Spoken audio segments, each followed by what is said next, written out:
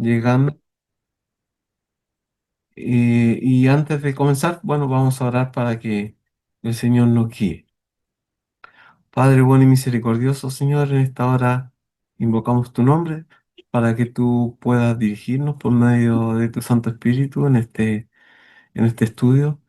Ayúdanos, Señor, a comprender, a atesorar también en nuestras mentes y corazones esta palabra para que podamos también entregarla, enseñarla a quienes nos rodean, nuestras familias primero y también en nuestras congregaciones. Ayúdanos para que podamos hacerlo de la mejor forma y así glorificar tu nombre. Te lo rogamos en el nombre de Jesús, nuestro Señor y Salvador. Amén. Bien, voy a compartir la presentación.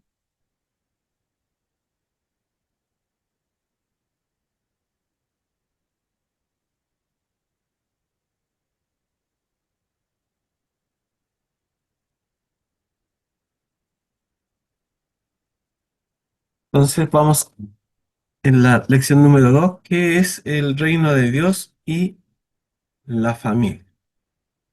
Entonces, sí, antes de partir hay que decir que esta lección está dentro de lo que entendemos y reconocemos como la soberanía de Dios. Y la soberanía de Dios es, de alguna forma, y en todos los ámbitos nosotros, de nuestra doctrina y de nuestro pensar y conocer la palabra de Dios, podemos entender que es la piedra angular de toda la comprensión de la realidad que nos rodea. Eh, yo creo que la mayoría de los problemas que surgen en cuanto a teología y a doctrina tiene que ver con esta no comprensión de la soberanía de Dios, o más que no comprensión, muchas veces choca con con nuestro orgullo, con el orgullo humano, porque en el fondo no podemos entender de alguna forma que Dios sea soberano. Y, y la gente, por más que se explique, no entiende esto, tiene muy arraigados ciertas tradiciones, entonces es difícil. Pero es así, Dios es soberano, es la piedra angular, ¿no es cierto?, para comprender cualquier realidad y cualquiera de las doctrinas que estamos revisando, incluyendo, por supuesto, esta institución tan importante como es la familia. Entonces vamos a explorar de alguna forma cómo el reino de Dios, ¿no es cierto? Este concepto teológico que es central en las escrituras se está relacionando directamente con el diseño de Dios, con la función y el propósito de la familia. Y este vínculo que existe entre la soberanía de Dios y la familia, ¿no es cierto? Y cómo se relaciona con ella, no es algo incidental, sino es algo fundacional. Entonces, como creyentes, nosotros afirmamos que todas las esferas de la vida, nuestra cosmovisión, podríamos llamarle también, tienen que estar sometidas al señorío de Cristo. Y la familia ahora, como una célula, también debe ser así, debe estar sometida al señorío de Cristo, no es una excepción. Entonces, hoy día vamos a desarrollar, ¿no es cierto?, esta visión bíblica con respecto a la familia dentro del marco del reino y a la luz, obviamente, de la escritura. Y vamos a estar revisando muy profundamente lo que es Génesis 1 y 2, los Salmos y también lo que Jesucristo mismo nos enseña con respecto a la familia. Entonces, de eso se va a tratar la lección. Ustedes tienen el material, eh, hay que estudiarlo, hay que revisarlo, hay que hacer los cuestionarios porque es la única forma que nosotros podamos profundizar y de alguna forma asimilar los contenidos. También hay material adicional que es súper bueno leer, porque todo eso va enriqueciendo y va de alguna forma haciendo que estos conceptos, ¿no es cierto?, sean familiares para nosotros y también podamos comprenderlo y enseñarlo. Entonces, la familia ocupa, ¿no es cierto?, un lugar central y estratégico en el diseño divino para la humanidad. Entonces, todo comienza con la familia. Toda la sociedad, ¿no es cierto?, en la cual nosotros estamos insertos, en la cual nosotros vivimos, ¿no es cierto? Y, y todo gira de alguna forma eh, en la familia, aunque muchas veces no se reconozca, pero es así. Una sociedad sin familia no podría llamarse una sociedad, ¿no? Entonces, siendo entonces la célula básica, como dice allí, de la sociedad. No es una mera, como muchos dicen, una unidad social opcional, como si yo quiero, tengo familia. Y ahora se han introducido conceptos que van en contra del diseño divino, ¿no es cierto?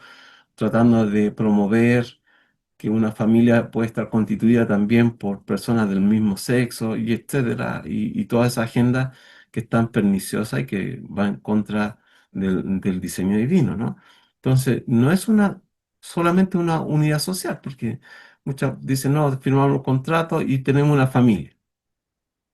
Entonces, si no es, esto es el fundamento sobre el cual se constituye todo el bienestar colectivo, toda la sociedad va a funcionar de acuerdo, ¿no es cierto?, con este diseño divino, en la medida que este diseño divino se esté ejecutando de la mejor forma. Y la mejor forma es respetar lo que Dios ha instituido como familia. Entonces, cuando las familias, ¿no es cierto?, son fuertes, son amorosas y estructuradas según lo que la palabra del Señor nos enseña, según los principios que nosotros encontramos en la palabra de Dios, entonces una sociedad comienza a florecer. Por el contrario, ¿no es cierto?, cuando la familia es atacada o está siendo debilitada, toda la estructura social sufre. Entonces, por eso es tan importante que este concepto de la familia nosotros lo podamos enseñar y sobre todo a nuestros pequeños, ¿no es cierto?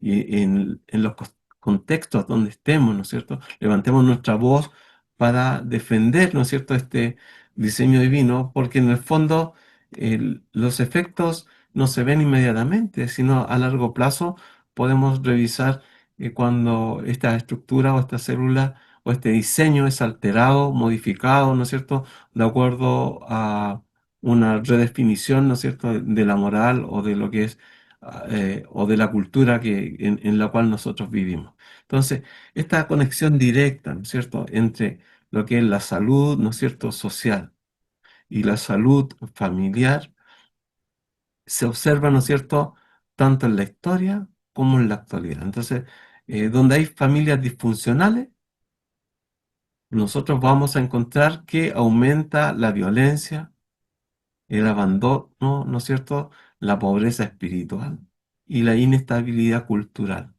Entonces, por eso es tan importante. Mientras más fuerte sea la familia, vamos a tener una mejor sociedad. Pero si la familia está siendo constantemente atacada, constantemente devaluada, constantemente reinterpretada, entonces nos vamos a encontrar con muchos de los vicios que nosotros hemos visto durante los últimos años y se han manifestado los últimos años, ¿no es cierto? Familias disfuncionales, mucha violencia, abandono y la pobreza espiritual. Mucha gente no pondera el tema de la espiritualidad, pero en la práctica es así. El ser humano, ¿no es cierto?, está constituido en una parte física y una parte espiritual, quiéralo reconocer o no.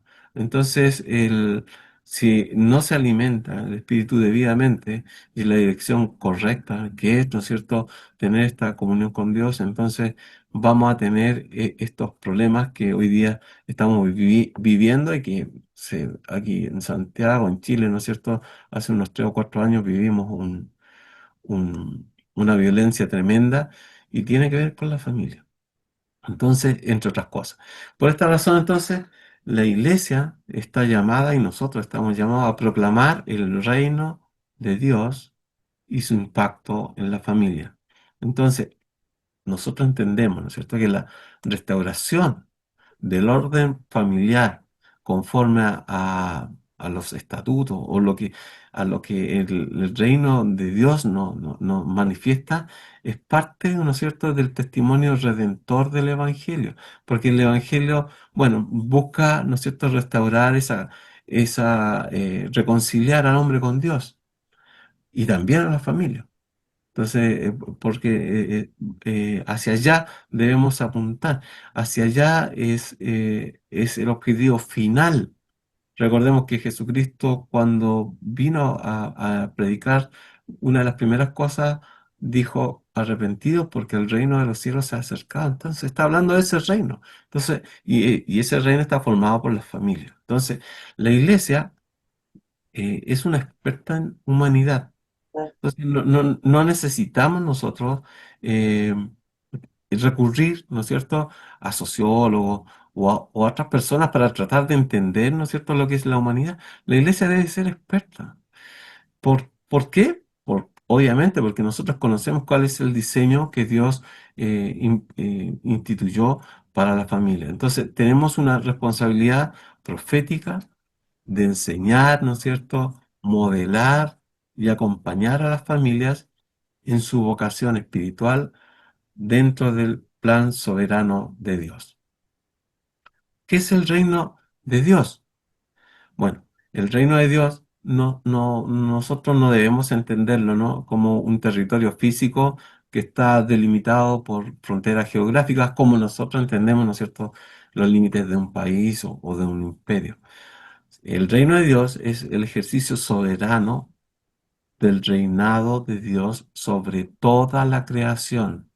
Entonces, cuando hablamos de toda la creación, no solamente es el planeta Tierra, tenemos que entender que nuestro Dios en Génesis nos enseña que Él creó los cielos.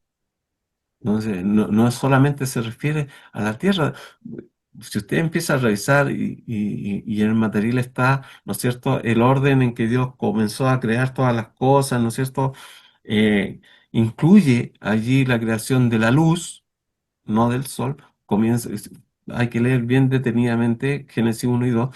Comienza con la luz, luego comienza a ordenar, ¿no es cierto?, la tierra y en algún punto crea las estrellas, esos son los planetas, crea el sol, ¿no es cierto?, para que la tierra, ¿no es cierto?, pueda recibir ese sol y la luna. Y entonces, cuando hablamos entonces de este reino de Dios, no es un territorio que está delimitado por fronteras geográficas como nosotros las conocemos, sino es el ejercicio soberano de Dios sobre todo lo que está creado y todo lo que nosotros con los telescopios y con los satélites podemos ver. Entonces, Dios gobierna sobre toda la creación. Entonces, el reino de Dios podemos decir que es la manifestación activa de la voluntad de Dios, la autoridad de Dios sobre todas las cosas y, por supuesto, lo más importante, la gloria de Dios en el cielo y en la tierra. Entonces, este reino tiene características y una de ellas es que es un reino, el reino de Dios es de justicia absoluta. Entonces ahí vemos ya los contrastes con lo que hoy día nosotros vivimos. El reino de Dios tiene justicia absoluta. Es un amor que nosotros podemos definir un amor intrépido, ¿no es cierto? Porque en la misma Biblia nos manifiesta, por ejemplo, en Efesios 2:1, que cuando nosotros estábamos aún muertos en nuestros delitos y pecados, Él nos amó. Entonces es intrépido enviar a su Hijo a morir por nosotros. Es un reino, ¿no es cierto?, de reconciliación universal, en el sentido de que está no solamente circunscrito a una raza específica, sino que de todo reino, raza y religión, ¿no es cierto?, de todo lenguaje, ¿no es cierto?, están constituidos y forman parte de este reino. Y también es un reino de paz eterna. Y así fue como lo anticiparon los profetas del Antiguo Testamento, cuando hablaban, ¿no es cierto?, que estaban esperando entrar al reposo, estaban esperando entrar a ese reino. Bueno, así fueron anticipados en el Antiguo Testamento y Jesucristo lo encarnó en su ministerio. Entonces, el reino no es meramente una esperanza futura, sino también es una realidad presente que transforma vidas, familias y comunidades. Entonces, además, el reino, ¿no es cierto?, de Dios da propósito y dirección a todas las actividades que nosotros realizamos como iglesia. ¿Cuáles son ellas? La evangelización, ¿no es cierto?, proclama la llegada del reino. La adoración reconoce la autoridad de Dios y el discipulado forma ciudadanos para vivir conforme a las leyes de este reino. Entonces, todo lo que hacemos como creyentes solo tiene un verdadero sentido a la luz del reino de Dios, porque es el marco desde el cual comprendemos, ¿no es cierto?, nuestra identidad como hijos de Dios, nuestra misión y cuál es nuestro destino eterno. Y aquí vemos un poquito la historia del reino de Dios. La historia del reino de Dios, ¿no es cierto?, es de alguna forma el hilo conductor que recorre toda la narrativa bíblica, desde la creación, ¿no es cierto?, hasta la consumación final. No se trata de un concepto, ¿no es cierto?, que esté aislado en el Nuevo Testamento, sino es una realidad presente desde los primeros capítulos de la Escritura. Si nosotros comenzamos a revisar, ¿no es cierto?, la palabra de Dios en la Biblia, el reino aparece en toda la historia de la redención como una manifestación progresiva del gobierno soberano de Dios sobre su creación. Entonces, esta historia se desarrolla en cuatro grandes actos, ¿cierto? Tenemos primero la creación, donde en primer término Dios establece su reino al ordenar el cosmos como su templo y colocar al ser humano como su representante. Entonces, dijimos en la PPT anterior, ¿no es cierto?, que no solamente es la tierra, sino estamos hablando del cosmos.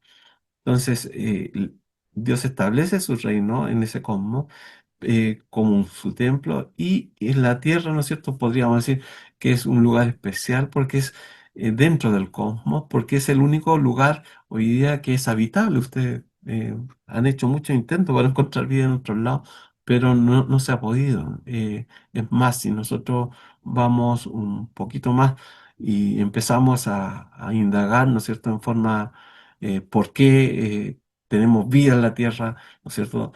El- la Tierra tiene un ángulo específico, por lo cual el Sol, ¿no es cierto?, es capaz de que exista la vida aquí, ¿no es cierto? La atmósfera, la gravedad, está todo, ¿no es cierto?, acondicionado por Dios como un tesoro especial esta Tierra. Entonces, eh, nosotros hemos sido colocados en esta Tierra en el jardín, ¿no es cierto?, como un modelo en el jardín del Edén, como representante de Dios.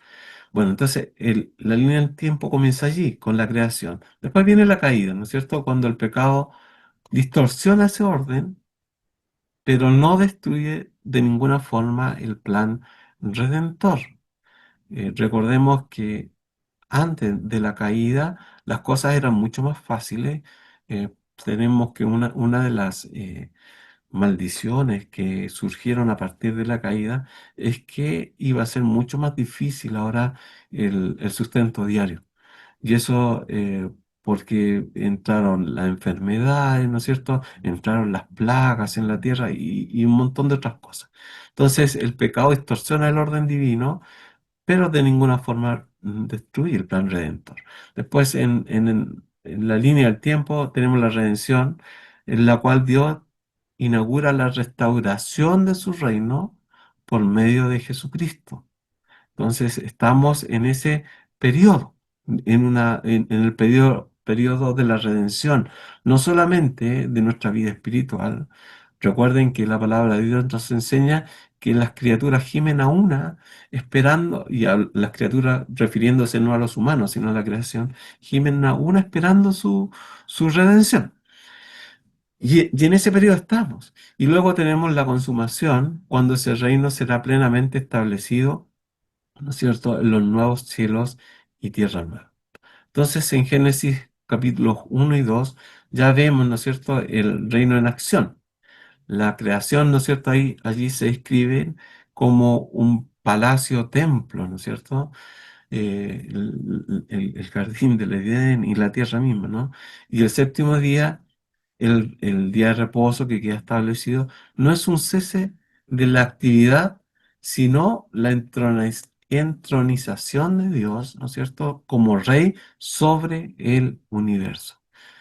Y en este marco, ¿no es cierto?, nuestra teología reconoce que todo lo que ocurre en la historia es la expansión, conflicto y victoria final del reino de Dios sobre toda rebelión. Ese es básicamente las etapas del reino de Dios, y que aquí tenemos un gráfico que nos muestra un poquito más fácil de entender, ¿no es cierto? Tenemos resume la historia, ¿no es cierto?, del reino, tal como se revela en la Biblia, ¿no? Desde la creación, ¿no es cierto?, pasando por la caída, la redención en Cristo y la consumación futura. Entonces, cada una de estas etapas es una manifestación del reino. En la creación, ¿no es cierto?, como palacio y templo; en la redención por medio del Evangelio; y finalmente en la nueva creación, donde Dios morará, ¿no es cierto?, con su pueblo. Bueno, creación y reino. La relación, ¿no es cierto?, entre la creación y el reino es fundamental en la teología bíblica, ya que desde el primer capítulo, desde Génesis, ¿no es cierto?, se revela a Dios no solamente como el creador, como el que hizo todas las cosas, sino como rey, que establece, ¿no es cierto?, su dominio soberano sobre todas las cosas. Entonces, mucha gente plantea hoy día que Dios se olvidó de la creación. Hay corrientes de pensamiento así. Otros van más allá y piensan que, que ya no existe Dios. Hay un escritor español que lo planteó, pero no es así. Dios es quien gobierna, ¿no es cierto?, todo, lo dirige, y por su divina providencia es que nosotros hoy día estamos vivos y tenemos el alimento para vivir. Entonces, Dios, ¿no es cierto?, está reinando por medio de Jesucristo, ¿no? Y establece el dominio soberano sobre todas las cosas, si eso es lo importante. En un sentido amplio, ¿no es cierto?, podemos decir que la creación misma es la inauguración del reino de Dios aquí en la tierra. Cada acto, ¿no es cierto?, creativo no es un simple evento natural, sino una proclamación de autoridad real. Entonces, cuando nosotros revisamos, ¿no?, como habíamos dicho, cada día de la creación, de alguna forma exhibe un patrón de orden, donde Dios va reflejando de alguna forma su poder, su soberanía y su sabiduría, ¿no? Entonces, separación, ¿no es cierto?, y designación que refleja de alguna forma la intención divina y el propósito teocrático. Entonces, algún ejemplo, vemos la luz por un lado y las tinieblas; separó la luz y las tinieblas.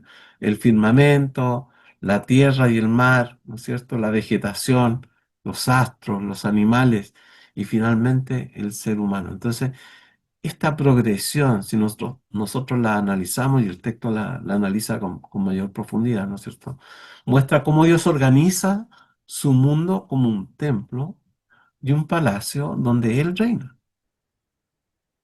En el clímax entonces de esta obra magna que Dios está creando, aparece el hombre, que es coronado, ¿no es cierto?, como imagen de Dios.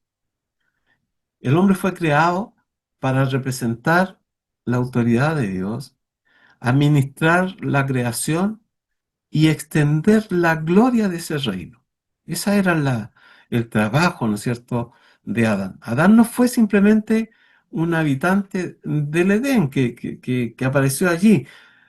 La Biblia nos plantea que Adán era un vicerregente, que estaba llamado a reflejar el carácter y gobierno del Rey Celestial en la tierra. Ese era el trabajo de Adán. Por tanto, La creación no solo fue el comienzo de la existencia, sino el fundamento del reino de Dios que se está manifestando ahora en el mundo visible. El sentido del reino. Bueno, el reino de Dios se debe entender en dos sentidos. Primero, que son complementarios. El sentido amplio, como aparece allí, y el sentido estricto. Entonces, lo que nos permite captar la forma, su presencia constante y el desarrollo progresivo. Así como es progresivo el reino, también no es la revelación. En el sentido amplio, el reino de Dios se refiere a la absoluta soberanía que tiene Dios sobre toda la creación. Dios reina con autoridad eterna. Entonces, cuando hablamos de autoridad eterna, es eterno, desde antes hacia atrás y hacia adelante. Entonces, Él reina con autoridad eterna sobre todo lo visible e invisible, porque hay cosas que vemos y otras que nosotros no vemos. Nada escapa al control de Dios. Hay algunos versículos, pero por tiempo lo vamos a dejar de tarea. Por ejemplo, Salmo 103:19 o Daniel 4:3 nos habla de este control y de esta autoridad sobre todas las cosas de nuestro Dios. Todo el cosmos es ya su dominio. Por otro lado, en el sentido estricto, el reino se entiende como el gobierno redentor de Dios que se despliega en la historia de la salvación, comenzando con la promesa mesiánica, recuerdan ahí en Génesis 3:15, revelado en la persona de Cristo y expandido por la iglesia. Y esto se va a consumar plenamente con su segunda venida. Esta dimensión redentora implica un reino que ya ha venido, porque Cristo lo inauguró. Y ahora sí vamos a leer Mateo 4:17 porque es importante. Mateo 4:17.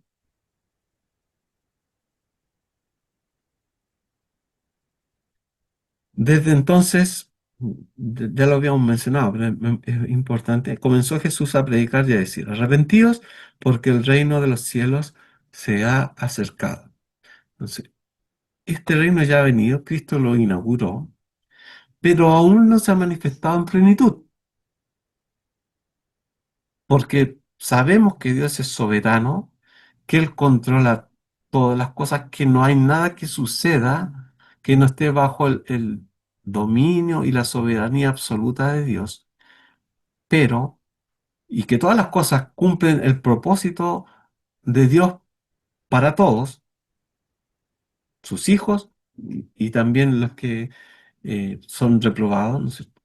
Pero eh, tenemos que decir, por ejemplo, las cosas malas que suceden, el pecado es pecado y lo malo es malo.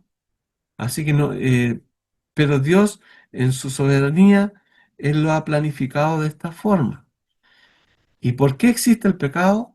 Y ahí es donde contestamos esta pregunta. Entonces, el reino de Dios ya ha venido, Cristo lo inauguró, pero aún no se ha manifestado en plenitud, porque todavía está el pecado entre nosotros, alrededor nuestro. Entonces, esperamos nosotros esa consumación escatológica. Y existe y siempre va a existir mientras estemos de este lado del cielo, esta famosa tensión entre el ya y el todavía no. Y eso estructura toda la vida cristiana, porque estamos en el reino, pero no se ha consumado plenamente. Entonces, vivimos nosotros en esperanza activa, obedeciendo en este tiempo al Rey presente, pero anhelando el día en que toda rodilla, ¿no es cierto?, se doble y la tierra sea llena de la gloria como las aguas cubren el mar, como así dice en Habacuc 2:14. Los componentes del reino. Entonces, cuando revisamos los componentes, vamos a ver que nos revelan que no se trata de una idea abstracta, ¿no? De qué están hablando. Es algo que está en la mente de las personas. No, no, no es algo abstracto. Se revelan, no se trata solamente de ideas en el aire, sino tiene una realidad concreta y estructurada. Y ahí vamos, y ahí nosotros podemos revisar los elementos que son esenciales y que definen la naturaleza teológica y práctica del mismo. En primer lugar, ahí vemos el reino tiene un rey, Dios en Cristo. Entonces, quien gobierna con la autoridad absoluta, como el Mesías prometido, exaltado sobre toda potestad y cuya soberanía es incuestionable. Y vamos a leer, porque también es un pasaje esencial, Colosenses capítulo 1, versículos 15 al 20, donde nos habla del señorío de Cristo. Él es, hablando de Jesucristo, la imagen del Dios invisible, el primogénito de toda creación, porque en Él fueron creadas todas las cosas, las que hay en los cielos y las que hay en la tierra, visibles e invisibles, sean tronos, sean dominios, sean principados, sean potestades. Todo fue creado por medio de Él y para Él, y Él es antes de todas las cosas, y todas las cosas en Él subsisten. Y Él es la cabeza del cuerpo que es la iglesia, el que es el principio, el primogénito de entre los muertos, para que en todo tenga la preeminencia, por cuanto agradó al Padre que en Él habitase toda plenitud, y por medio de Él reconciliar consigo todas las cosas, así las que están en la tierra como las que están en los cielos, haciendo la paz mediante la sangre de su cruz. Entonces, este rey, Dios en Cristo, es el que gobierna con absoluta autoridad y que es exaltado sobre toda potestad. En segundo lugar, en esta estructura que estamos revisando ahí están los súbditos, en este caso el pueblo de Dios, que está compuesto por todos aquellos redimidos que han sido redimidos y que han sido trasladados, como nos enseña la palabra de Dios, del reino de las tinieblas hacia al reino del Hijo amado. Y estamos llamados ahora a vivir bajo el señorío de Cristo en obediencia, fe y santidad. Y esto que pareciera una contradicción, pero no lo es. Antes, ¿no es cierto? Éramos esclavos del pecado, esclavos del príncipe de las tinieblas, pero ahora, en esta nueva etapa, nuestro dueño, nuestro Señor, es Jesucristo. Pero es muy distinto porque Él busca nuestro bien espiritual, Él nos ha redimido, somos parte ahora de su familia, así que es muy diferente. También tenemos, y por eso tenemos que vivir, como decíamos, en obediencia, fe y santidad.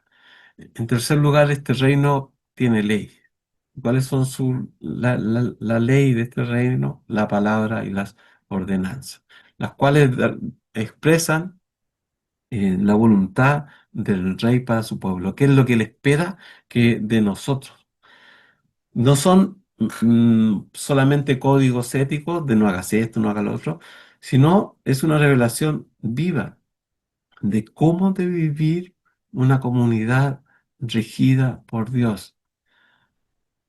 Incluso hay filósofos que no son cristianos que argumentan que, por ejemplo, la ética cristiana y los componentes morales que aparecen en la escritura, si una sociedad, aunque no creyera en Dios, los practicara, sería una mucho mejor sociedad.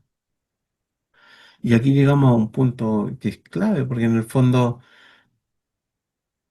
los científicos, muchos dicen que son ateos, pero quien define la moral solamente ha sido la fe, y la palabra de Dios, ¿no es cierto? Por la fe judeocristiana. Los filósofos no tienen no tienen no pueden llegar a la definición de lo que es bueno o malo. Solamente la Biblia lo ha establecido. Entonces es súper relevante. Bueno, ahí nos apartamos un poco el tema, pero para entender, ¿no es cierto?, la voluntad del rey para su pueblo no son solamente cosas éticas, es la revelación de cómo nosotros debemos vivir en una comunidad regida por Dios. Por último, este reino tiene un territorio. ¿Cuál es ese territorio? La creación y la iglesia, donde se manifiesta el dominio de Dios. Sabemos nosotros que Dios reina sobre toda la creación en forma universal, pero el reino se expresa visiblemente en la iglesia, que es la comunidad de los santos y de alguna forma somos las embajadas del reino de Dios, ¿no es cierto?, en medio de este mundo. Estos cuatro componentes muestran que el reino de Dios es una realidad presente, activa y transformadora. Y los creyentes estamos llamados a vivir conscientemente dentro de esta estructura como ciudadanos del reino celestial. Tenemos responsabilidades y debemos asumirlas. Y debemos ser parte, ¿no es cierto?, activa en lo que nos corresponde. En este caso, como territorio del reino de Dios. Y aquí vemos gráficamente lo que acabamos de presentar, esta estructura del reino de Dios, los elementos constitutivos, ¿no es cierto?, de este reino, desde la perspectiva bíblica. Todo reino entonces necesita un rey, en este caso es Cristo, exaltado por el Padre. Los súbditos son su iglesia y el pueblo fiel. Las leyes son su palabra revelada y el territorio es el universo creado, ¿no es cierto?, con una especial manifestación en la iglesia. Y esta estructura nos ayuda a comprender que el reino, como dijimos, no es etéreo, no es algo que solamente aparece en la imaginación, sino que es algo que está organizado, con leyes, con súbditos y con un propósito. Bien, el reino de Dios y la familia. La relación, ¿no es cierto?, que existe entre el reino de Dios y la familia es muy fundamental en la teología bíblica. Desde el inicio, Dios creó a la familia dentro del marco del reino, de su reino soberano.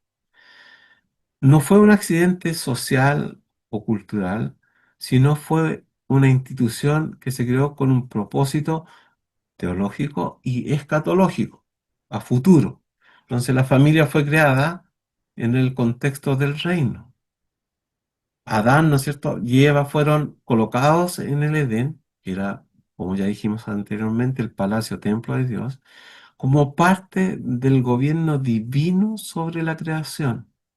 Su unión no era simplemente afectiva, sino misional. Ellos tenían que cumplir una misión y que, bueno, que también nosotros tenemos que cumplir. Por eso Adán y Eva fueron hechos a la imagen de Dios, no solo en dignidad, y aquí hablamos de la diferencia que existe entre los animales y los humanos, ¿no? No solamente fueron hechos a imagen de Dios en dignidad, sino también en función. Entonces, ellos debían representar al rey en la tierra, gobernar como embajadores suyos y obviamente vivir en comunión con él. Como tales, la familia es el medio principal mediante el cual se debía extender el reino de Dios en el mundo visible.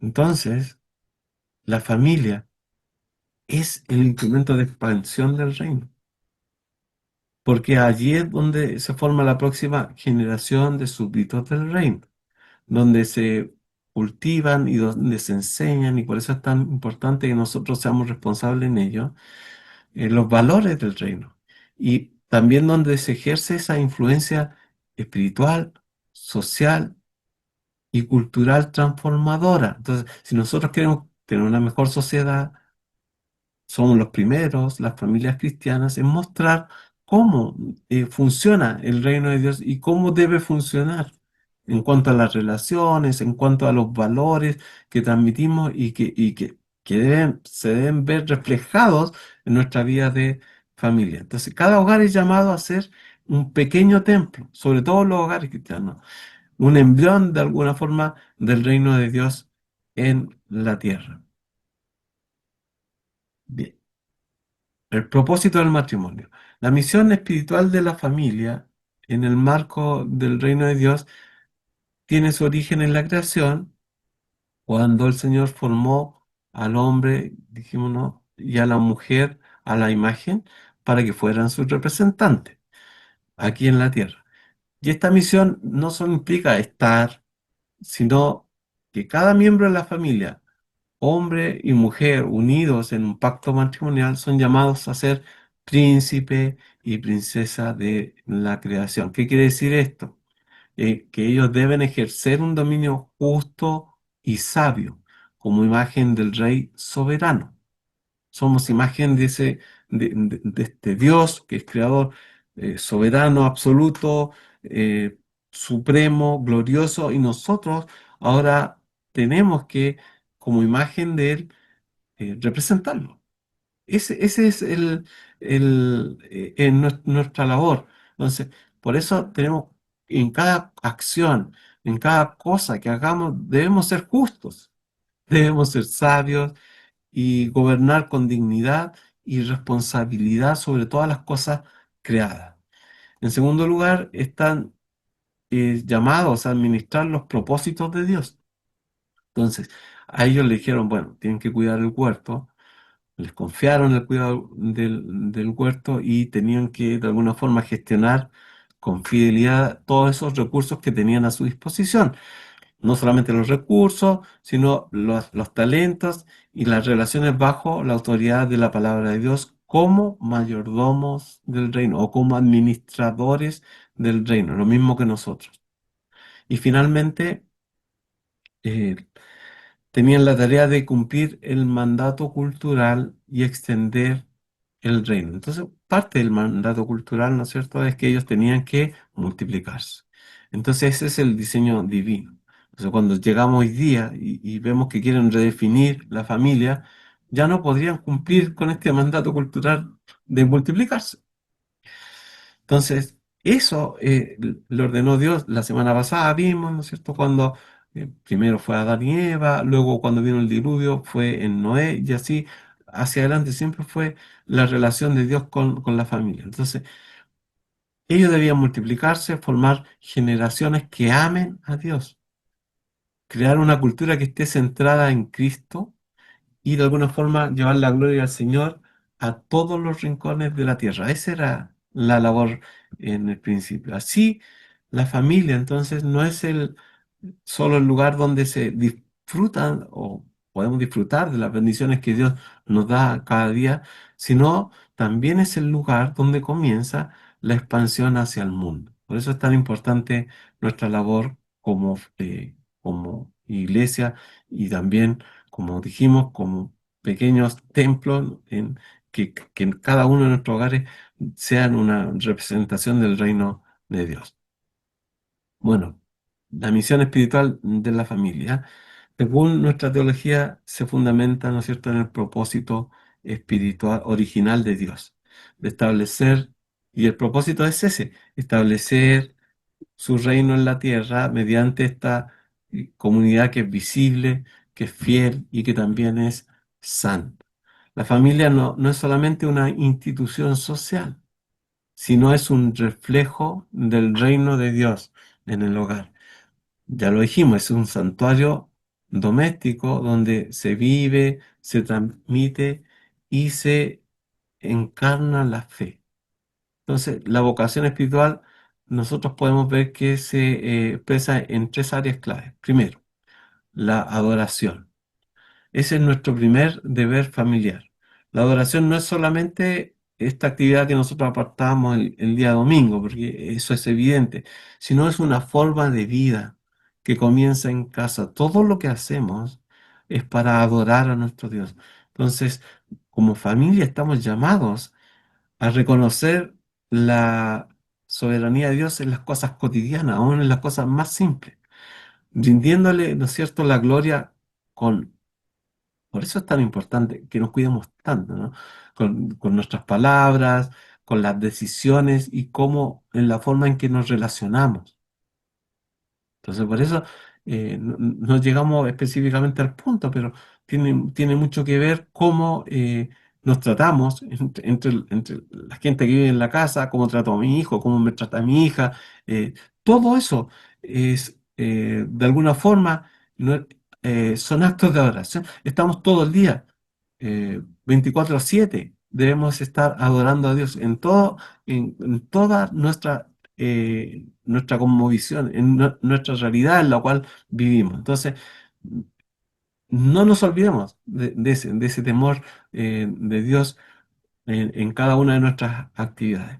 Entonces, la adoración familiar, ¿no es cierto? También por medio de la oración, la lectura de la Escritura y el canto establece de alguna forma a Cristo como el centro del hogar. Y eso es lo que nosotros debemos hacer. El mandato cultural lo habíamos planteado también en la diapositiva anterior, que es llenar la tierra de su gloria.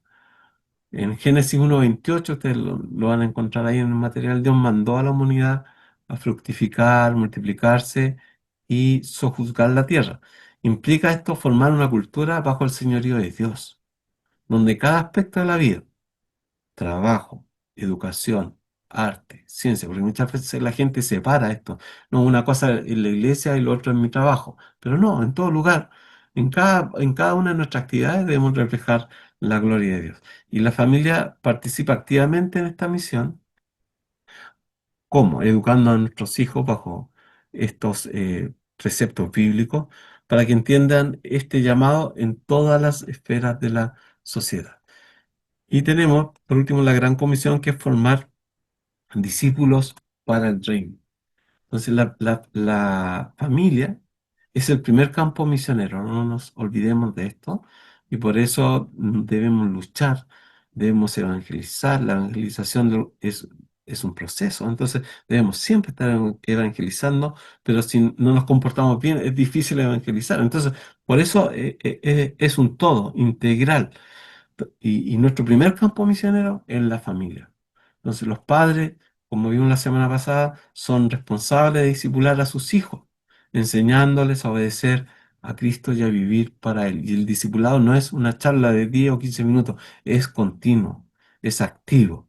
Y también somos enviados como familia a ser testigos del reino entre los vecinos. O sea, los vecinos, los amigos, la comunidad donde vivimos, proclamando el Evangelio con palabras, pero también con obras. Entonces, reproduciendo en otros el carácter de Cristo, porque ese es nuestro fin principal, es ser conformados a la imagen de Jesucristo. Y a nuestra familia la deben ver así también, porque si nos ven como los vecinos conflictivos del barrio, entonces estamos dando un mal testimonio. Entonces, en resumen, la familia es una institución misional. Entonces tenemos una misión. Primero, adora al Rey, cultiva su creación y multiplica discípulos. De alguna forma así estamos anticipando la plenitud del reino venidero. Y por último, aquí tenemos este esquema de este mandato cultural que está dado por Dios ahí en Génesis 1:28, donde incluye estos cuatro aspectos que ya fundamentales que vimos, que era multiplicar la imagen de Dios mediante la procreación y la formación espiritual. El segundo era ejercer dominio justo sobre la creación. Tercero, cultivar la tierra y desarrollar una cultura que glorifica a Dios. Y como cuarto aspecto es guardar y expandir el Edén, que es el símbolo de la presencia divina. Entonces, la familia tiene un rol clave en este mandato, como un medio y extensión del reino, y también como un testimonio del gobierno de Dios en todas las esferas, entonces en forma integral. Bueno, con eso hemos terminado la presentación de hoy. Entonces, si es que alguien tiene alguna pregunta que podamos responder en este momento o alguna acotación, nos quedan 5 minutos.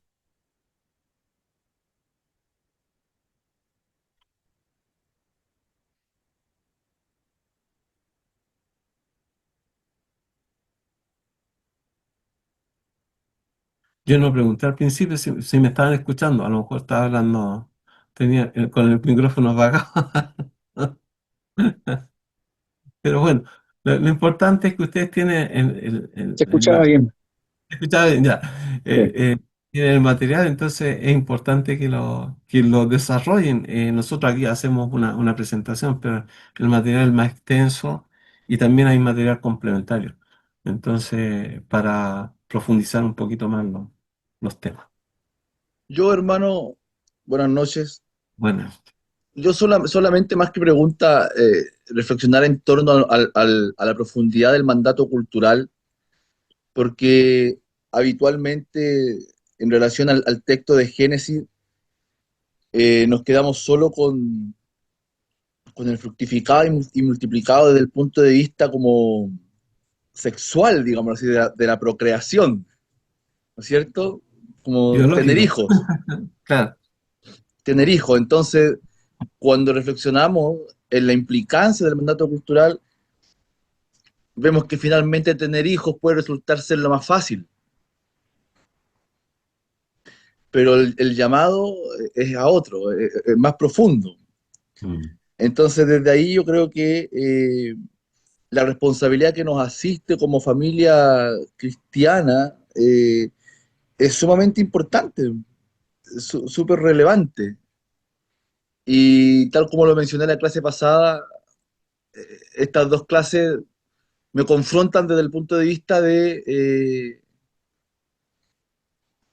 cómo finalmente el sistema lo va consumiendo a uno y uno está 100% dispuesto a invertir tiempo, recursos en otros aspectos y no tanto a este, descansando un poco también en lo que el ir a la iglesia, el pertenecer a una iglesia puede hacer y no contrarrestando el impacto del sistema de cosas, digamos, sobre la familia, no contrarrestándolo al mismo ritmo desde el punto de vista de la responsabilidad que tenemos como creyentes en torno al mandato cultural que usted planteaba.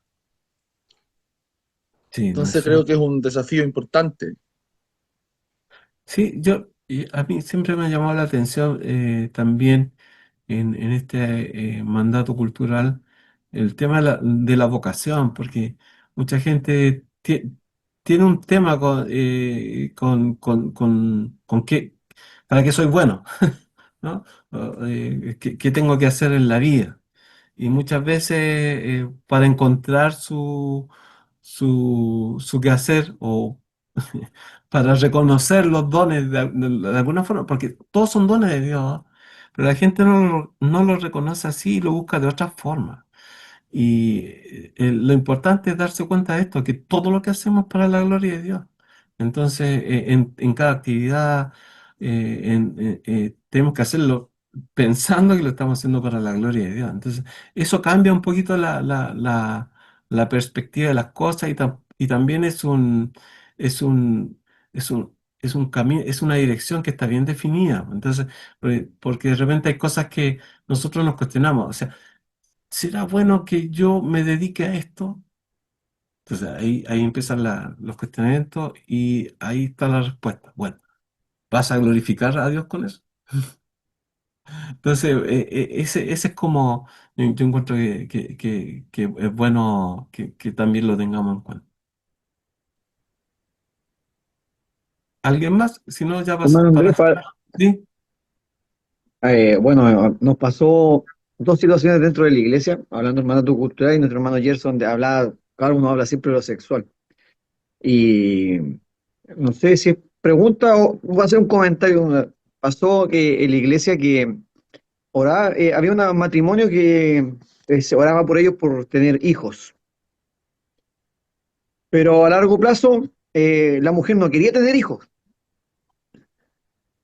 como contradictorio. Entonces, ella no quería tener hijos, pero se oraba por el matrimonio, pasaba adelante para poder orar por ellos para que tuvieran hijos, y hasta el día de hoy ellos no tienen hijos.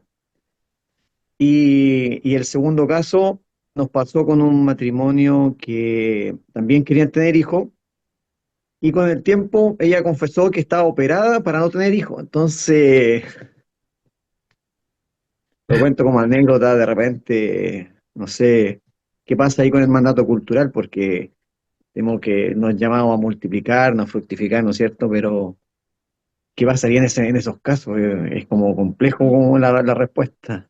Sí, va más dentro del ámbito de la ética, pero en la semana voy a tratar de buscar un buen comentario de esos dos puntos, porque son puntos que no son menores, ¿ah? Así que pero entraba en un terreno un poquito complejo. Así que espero durante la semana tener un material para poder revisar específicamente esos casos, porque finalmente, claro, ya si está operada, ya ahí es complejo, es mucho más complejo, pero Es si ella complejo. dice, yo no quiero tener, finalmente de alguna forma llegamos a la soberanía de Dios. Claro, en el caso de la segunda anécdota que les contaba, que es de un amigo, bueno, yo después, ella tenía su hija anterior, ya tenía una hija, entonces ella superó después, no quiso tener más hijos y se casó con mi compadre, que ahora somos compadres con él. Y ellos adoptaron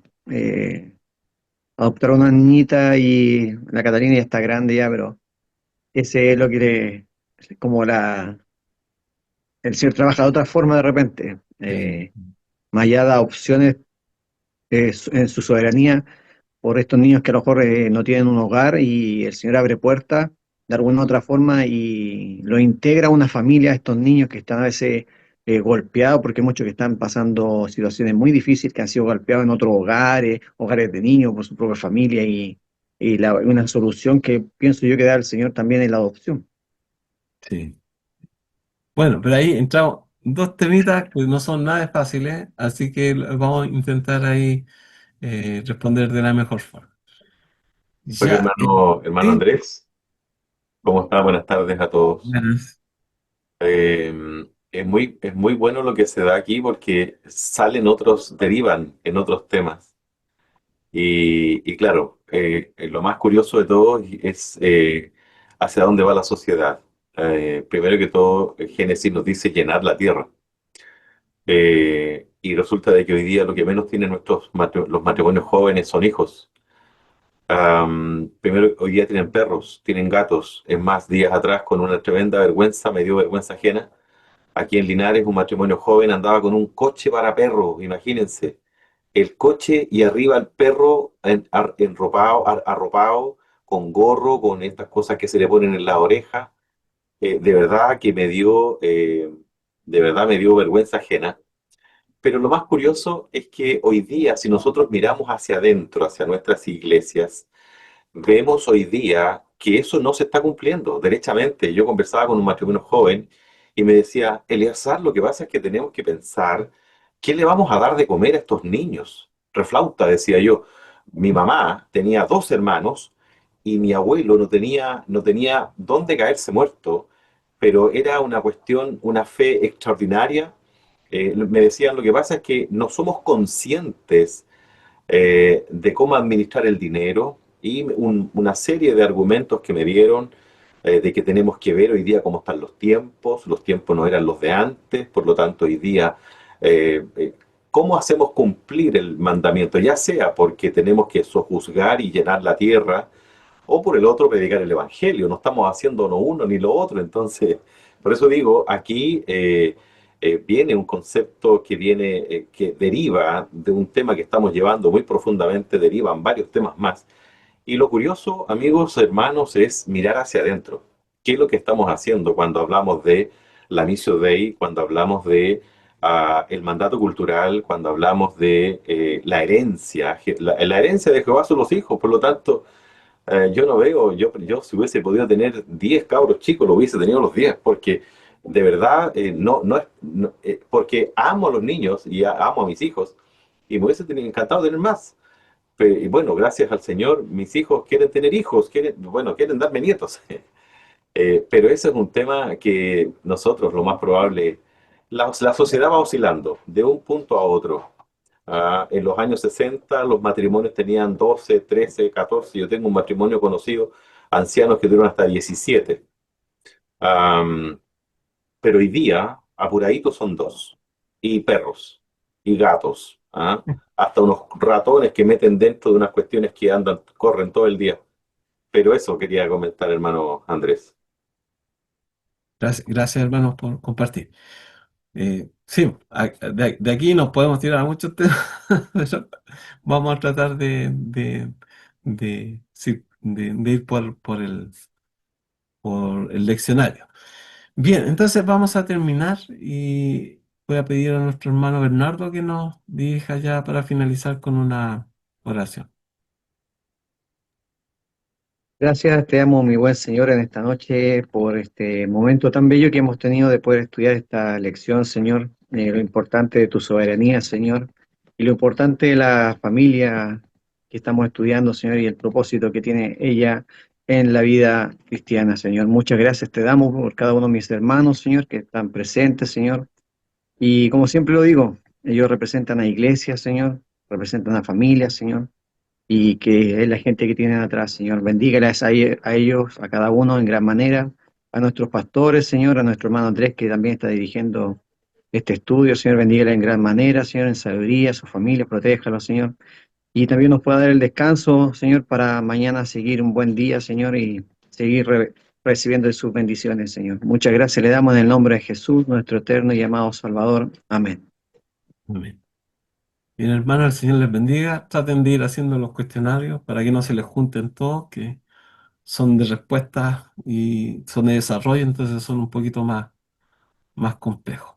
Y si Dios quiere, la Amén. próxima semana estaremos aquí a esta misma hora y en el mismo canal.